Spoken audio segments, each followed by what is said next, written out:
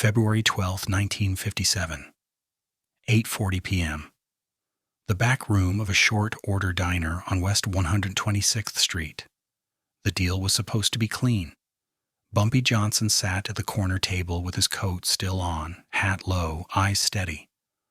Across from him was Eddie Carver, the man who had handled his books for 6 years, the man who'd watched his back when others folded. Eddie's hands were shaking as he slid a folded ledger across the table. "This is the last one," Eddie said. "After tonight, everything's straight." That was the lie.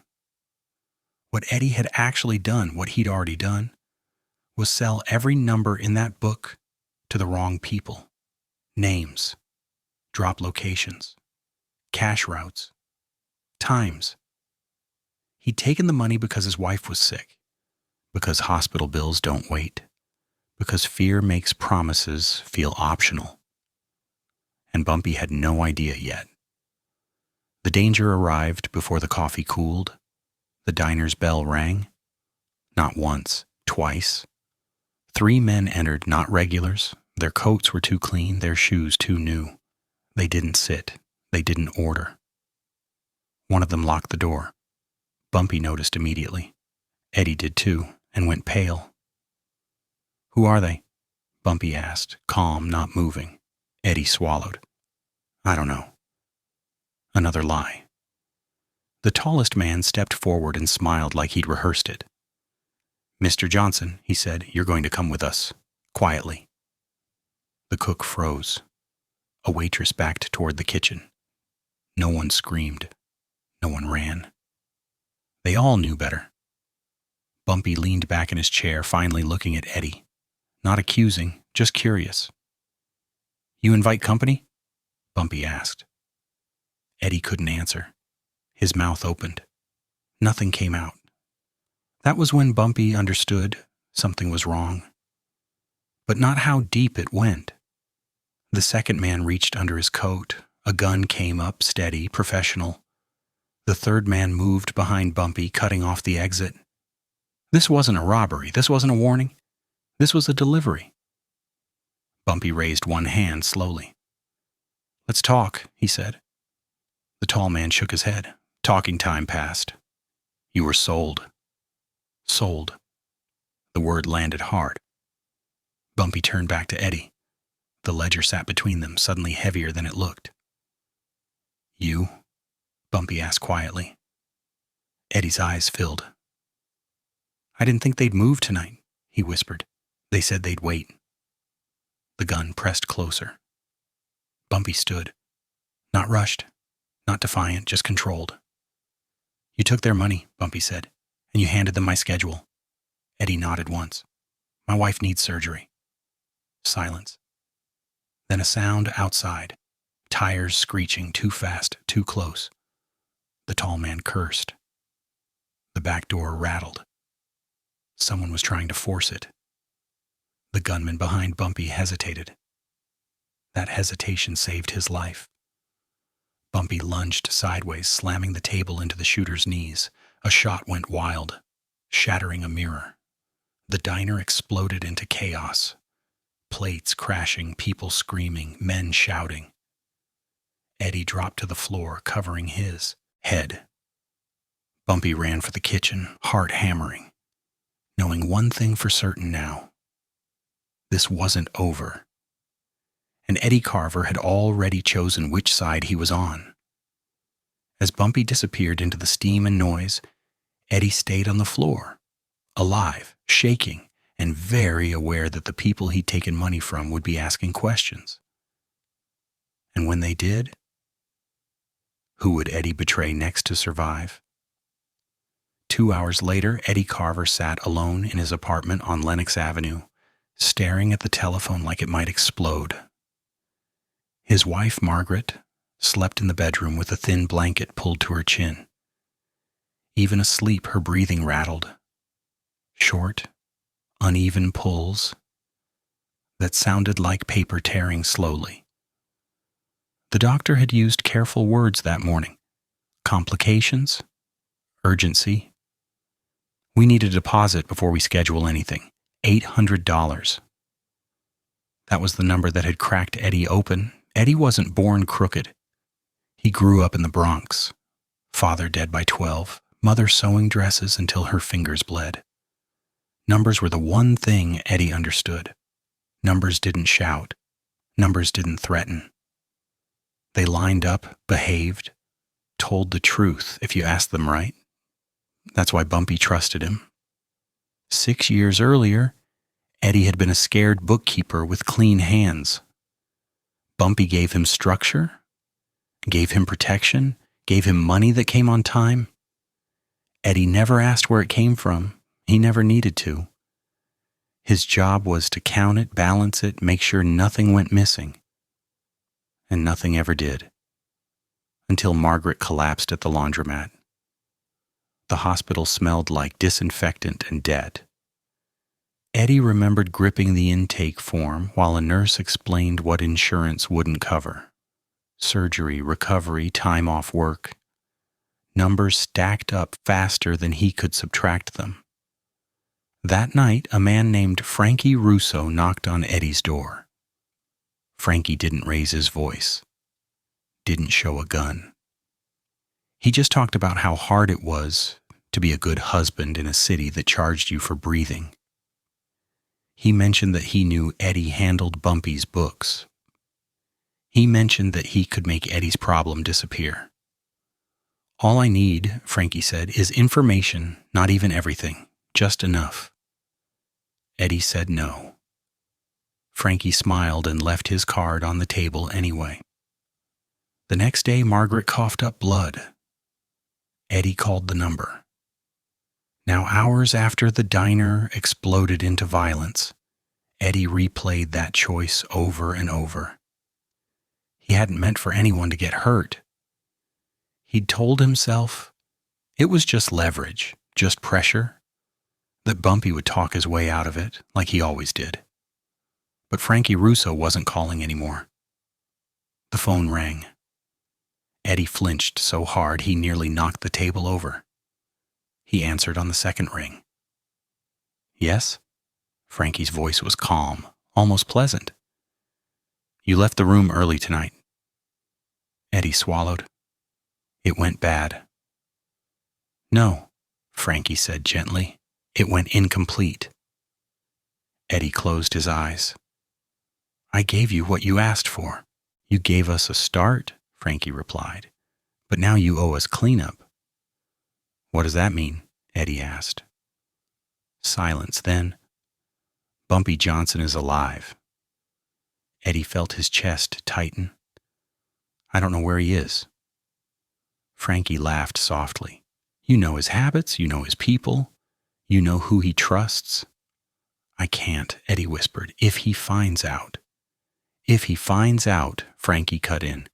Your wife doesn't make it to surgery. The hospital will have a reason, an infection, a complication. These things happen. The line went dead. Eddie sat there shaking, staring at the receiver. From the bedroom came Margaret's cough, sharp and wet. He stood, walked to the door and locked it, then checked the window, then the back door like danger followed rules. He poured himself a drink. Didn't taste it. In his coat pocket was a scrap of paper Frankie had insisted he keep. A place, a time, tomorrow night. Eddie knew what was being asked now. Not numbers, not ledgers, a man. Bumpy had trusted him with routes, with names, with silence, and now Eddie had to decide whether to warn him or finish what he'd started. Because Frankie Russo wasn't offering another choice. And somewhere out there, Bumpy Johnson was already trying to figure out who had sold him out. How long before he figured out it was Eddie and came looking for him first? Bumpy didn't go home. He moved the way men do when they know the ground beneath them has shifted. Quiet, deliberate, cutting habits loose. By midnight, he was in a borrowed room above a tailor shop, the lights off, the window cracked just enough to hear the street breathe. Someone had sold him. That much was clear. What wasn't clear was who. The diner ambush hadn't been sloppy. The timing was too precise. They'd known where he'd be and when. They'd known he wouldn't bring muscle. That narrowed the list to a handful of people. Men who handled details, not fists. Men like Eddie Carver. Bumpy sat at the small table, the ledger open in front of him. Eddie's handwriting stared back. Neat, careful, honest-looking. Bumpy traced a finger down the columns. Routes, drop times. Changes Eddie had suggested over the last month. All of them reasonable, all of them now suspicious. He didn't jump to conclusions. That wasn't how he'd survived this long. Instead, he called Slim Porter, a runner who talked too much when nervous and drank too much when scared. "I need eyes," Bumpy said. "On Eddie, quiet ones." Slim hesitated. Eddie, the numbers guy? Especially him? Across the city, Eddie was doing the opposite of quiet. He stood outside St. Nicholas Hospital at dawn, hands shoved deep in his coat pockets, watching doctors walk past him like he didn't exist. When he finally cornered one, the answer was the same as before. "We still need the payment before we schedule," the doctor said. "I'm sorry." Eddie nodded, thanked him, and walked away before his legs gave out. Frankie Russo's instructions were simple. Find where Bumpy lands. Confirm it. Call. Eddie told himself he could delay. He told himself he could warn Bumpy anonymously, tip him off without exposing himself. He told himself a lot of things that sounded good in his head and fell apart the moment he tried to act on them. By afternoon, Slim Porter had seen Eddie twice. Once near the hospital, once near a payphone 2 blocks from Frankie Russo's social club. Slim reported both sightings. That was enough for Bumpy to start preparing for the worst. He didn't confront Eddie. Not yet. He wanted to see how far fear would push him. Fear always showed its hand eventually. That evening, Eddie finally dialed the number Frankie had given him.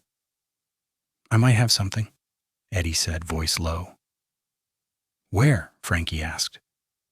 "Not sure yet," Eddie replied, "but he's cutting routines. That means he's close." A pause, then Frankie said, "You're shaking." Eddie realized his hand was trembling against the phone booth glass. "I need more time," Eddie said. "You don't have it," Frankie replied. "You buy time with certainty." Eddie hung up, chest burning. When he turned, a man stood across the street watching him. Not threatening, not hiding, just watching. Eddie walked. The man followed. Eddie turned a corner. The man stayed back, far enough not to spook him, close enough to be sure he was seen. That night, Eddie couldn't sleep. Every creak sounded like footsteps. Every car door outside felt like the beginning of something final. Near midnight, someone knocked. Eddie froze. Another knock. Firm, controlled. He opened the door to find Bumpy Johnson standing there alone. No gun visible, no raised voice. Just a look that said running would be pointless. "I need my books," Bumpy said calmly. "Thought you might have them." Eddie stepped aside, heart pounding. Bumpy entered, glanced once toward the bedroom where Margaret slept. "She sick?" Bumpy asked. "Yes," Eddie said. "She needs surgery." Bumpy nodded slowly. "That's so." They stood there, the air heavy with words neither of them said. Bumpy's gaze moved around the room, noting the packed bag near the door, the half-empty glass, the phone still off the hook. "You look tired," Bumpy said. Eddie forced a smile. "Long day." Bumpy held his eyes. "Tomorrow night," he said. "Come by the tailor shop on 126th. Bring everything." Eddie nodded. "Of course." Bumpy turned to leave, then paused at the door. "One more thing," he said. "If someone's leaning on you, now's the time to say it. Eddie opened his mouth, closed it. "No," he said. "No one." Bumpy studied him for a long second, then stepped out into the hall. Eddie locked the door and slid down against it, breath coming in ragged bursts. Because now there were only two ways this could end. And Eddie had already told Frankie Russo where Bumpy would be tomorrow night. So the question wasn't whether someone would bleed. It was whose blood would hit the floor first. February 13th, 1957. 9:15 p.m., above the tailor shop on West 126th Street. The room smelled like steam and hot fabric. Pressed suits hung like silent witnesses along the wall. A single bulb swung gently from the ceiling, throwing shadows that moved even when no one did. Eddie arrived early, too early. He stood near the window, coat still on.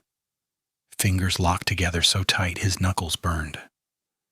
In his pocket were two things that felt heavier by the second: the full ledger and a scrap of paper with Frankie Russo's instructions. 10 minutes after confirmation. "We move." Eddie told himself he would find a way out. That once Bumpy saw the whole picture, once he explained Margaret's condition, the bills, the threat, something could be arranged. That hope lasted exactly 30 seconds. The door opened behind him. Bumpy Johnson walked in, not alone this time. Slim Porter followed, closing the door quietly. Another man Eddie didn't recognize took position near the stairs. No one smiled. Bumpy removed his coat slowly, folding it with care before placing it on a chair. He didn't sit. "You brought the books?" Bumpy asked. Eddie nodded and handed over the ledger with shaking hands. Bumpy flipped through it without urgency, page after page. His face didn't change. Then he closed it.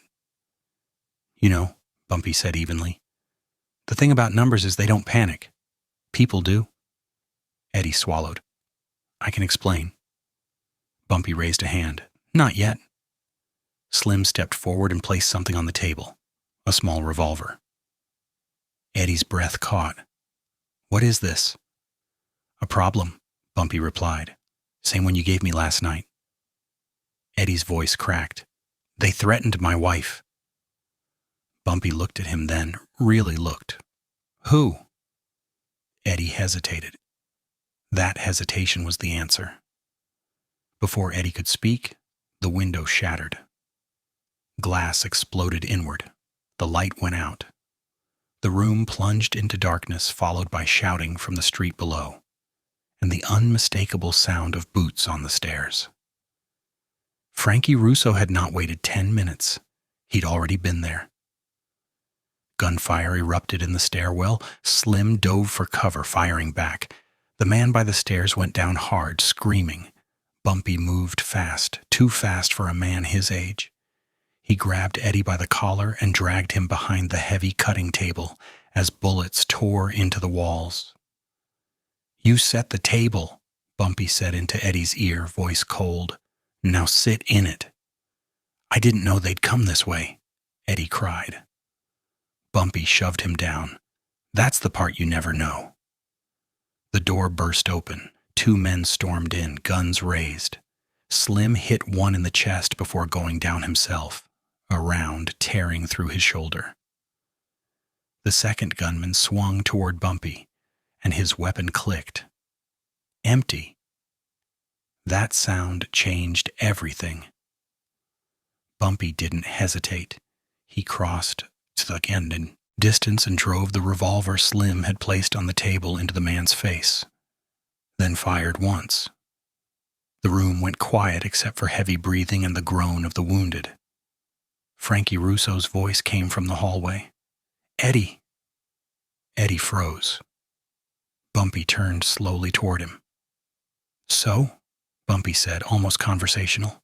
"That's him." Frankie stepped into the doorway, gun lowered but ready. He took in the scene, the bodies, the blood. Bumpy still standing. His eyes narrowed. "You were supposed to be done," Frankie said to Eddie. "You said he'd be alone." Eddie looked from Frankie to Bumpy, trapped between the two men who now owned his fate. "I couldn't," Eddie began. Bumpy cut him off.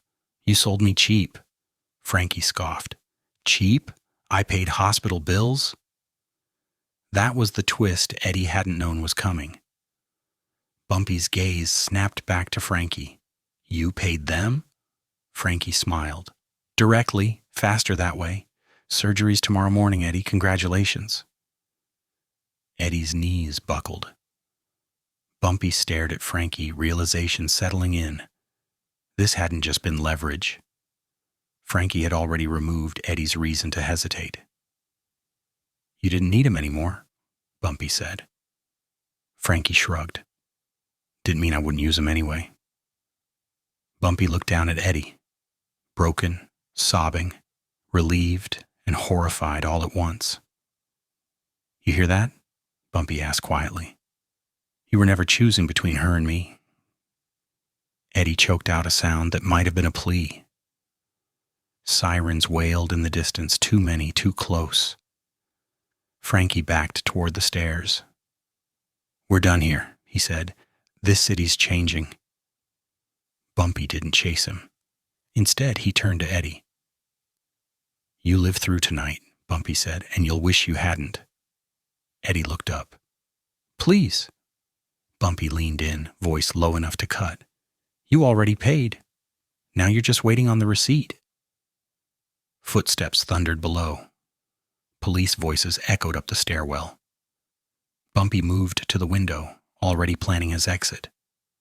Behind him, Eddie sat in the wreckage, realizing the worst truth of all.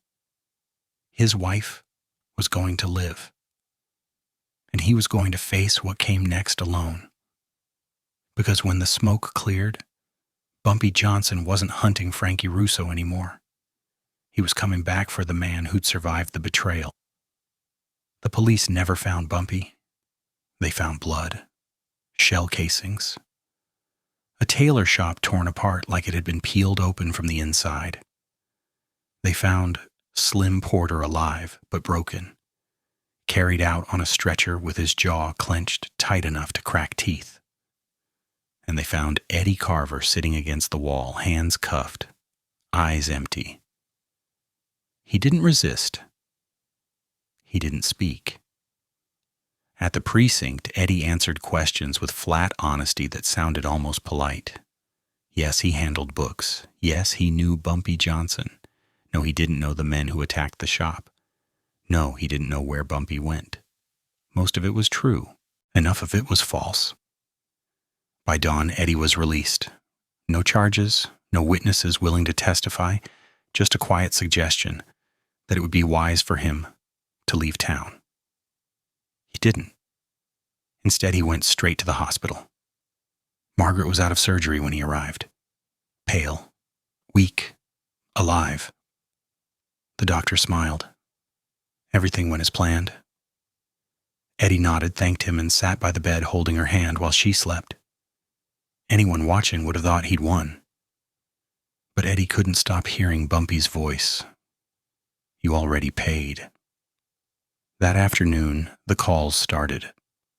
Not from Frankie Russo, from people Eddie didn't know. Men who used his first name like they owned it. Men who mentioned routes that were no longer running, names that had vanished overnight. Businesses closed, deliveries rerouted, entire operations frozen. Bumpy was pulling threads, and every thread led back to Eddie. By evening, Eddie realized what Bumpy had done. He hadn't killed him. He hadn't exposed him. He hadn't even touched Margaret. Instead, Bumpy had erased Eddie's usefulness. The numbers stopped coming. The calls stopped. Doors that once opened for Eddie didn't answer anymore. He walked into places he'd been welcome for years and was met with silence, then polite distance, then outright refusal, fear without violence, punishment without spectacle. That night, Eddie found a note slipped under his apartment door. No signature, no threat, just an address in Brooklyn. And a time. Eddie knew what it meant, It wasn't a meeting. It wasn't negotiation. It was a choice. Go and face whatever Bumpy had decided his price would be, or run and spend the rest of his life looking over his shoulder, knowing that Bumpy Johnson never forgot unfinished business. Eddie packed a small bag. He kissed Margaret's forehead, careful not to wake her. She smiled in her sleep, unaware of what her survival had cost. At the door, Eddie paused, listening to the city outside. Cars, voices, life continuing like nothing had happened. Then he stepped into the hall, because Eddie Carver finally understood something too late. Betrayal doesn't always end with death. Sometimes it ends with being allowed to live long enough to regret it. And somewhere in Brooklyn, a room was already waiting. What happens when a man who's lost everything walks into a place he can't walk back out of? The streets noticed before the papers did. By the next morning, Harlem moved differently. Corners that used to hum went quiet. Runners waited longer than usual for instructions that never came. Men who depended on certainty suddenly had to make decisions without it. And that made them careless. Careless men get hurt. Bumpy didn't announce anything. He didn't need to. The message traveled the old way, through absences. A shipment that didn't arrive. A meeting that got canceled without explanation. A name that stopped being mentioned out loud. People understood what that meant. Someone had crossed a line, and the response wasn't finished. Frankie Russo tried to adjust. He shifted operations south, leaned harder on men who'd never dealt with Bumpy directly. He told himself the tailor shop had been a fluke, that the city was changing, that old rules didn't apply anymore. Then one of his drivers disappeared. Not found, not arrested, just gone. The next day, a club owner Frankie depended on refused to open, claimed plumbing problems. The day after that, a supplier backed out of a long-standing arrangement without explanation. Frankie started sleeping with a gun on the nightstand. Across the river in Brooklyn, a rented room above a shuttered bar sat dark except for one light. 2 chairs faced each other, a table between them, nothing else. Eddie arrived 10 minutes early. He sat down, hands on his knees, eyes fixed on the door. Every sound outside made his stomach tighten. He expected fists, expected shouting, expected pain. None of that came. The door opened quietly. Bumpy stepped in alone, no coat, no hat. Just a man who looked like he'd already made peace with what needed doing. "You came," Bumpy said. Eddie nodded. "I didn't see another option." Bumpy closed the door and sat across from him. For a long moment, neither spoke. "You know," Bumpy said finally, "men think loyalty is about bravery. It isn't. It's about patience." Eddie's voice shook. "I didn't think I had time." Bumpy studied him. "That's what fear tells you." Outside, a car slowed, then moved on. "You cost people their sense of safety," Bumpy continued. "That doesn't balance easy." Eddie swallowed hard. "What happens now?" Bumpy leaned back slightly. "Now you wait." "For what?" "For Frankie Russo to realize he's alone," Bumpy said, "and for you to understand what it feels like to be useful to no one." Eddie felt something collapse inside his chest. "So you're not tonight," Bumpy said. He stood, went to the door, then paused. "One more thing," he added without turning. "If you leave this room before I say you can, I won't come back myself." The door closed. Eddie sat there listening to the echo fade, heart pounding, realizing this wasn't an ending. It was a suspension, a slow tightening.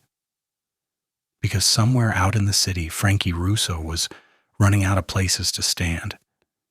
And Eddie Carver was trapped in a room where time itself had turned against him. And when the waiting finally ended, who would Bumpy decide was worth saving and who would be erased completely? Eddie waited 3 days. No food, no sleep worth counting. Just the scrape of chairs outside, the muffled sound of footsteps passing the door, and the slow understanding that this room wasn't a holding place. It was a mirror. On the 4th night, the door opened. It wasn't Bumpy. It was a young man Eddie had never seen before. Clean suit, calm eyes, no weapon visible. "You're free to go," the beer man said. Eddie stood on shaking legs. "That's it?" The man nodded. "That's it." Outside, Brooklyn looked normal. Too normal. Cars passed. A couple laughed across the street. Life hadn't paused for him. Eddie walked home in silence. Margaret was sitting up in bed when he arrived. Stronger. Color back in her face. She smiled when she saw him. "They said you came every day," she said softly, "even when I was asleep." Eddie smiled back. He never told her where he'd been. Weeks passed. Frankie Russo vanished from conversation. Not arrested, not found, just gone. His name stopped opening doors. Then it stopped being spoken at all. Eddie, on the other hand, lived. But living came with a cost. No one hired him. No one asked him for numbers. Friends crossed the street to avoid him. He existed in rooms like a bad memory, acknowledged, never welcomed. That was Bumpy's final move. Not blood, not noise, silence. Eddie had chosen survival over loyalty. So Bumpy let him survive. Without belonging, without purpose. Without the one thing Eddie had traded everything for. Trust. Years later, Eddie would still wake at night, convinced he heard footsteps outside his door. And sometimes, in the quiet just before sleep, he would wish Bumpy had killed him in that tailor shop, because death would have ended it. This didn't. If you want stories where choices cost more than lives, where survival is the punishment, subscribe. Because some betrayals don't end in graves. They end in living with yourself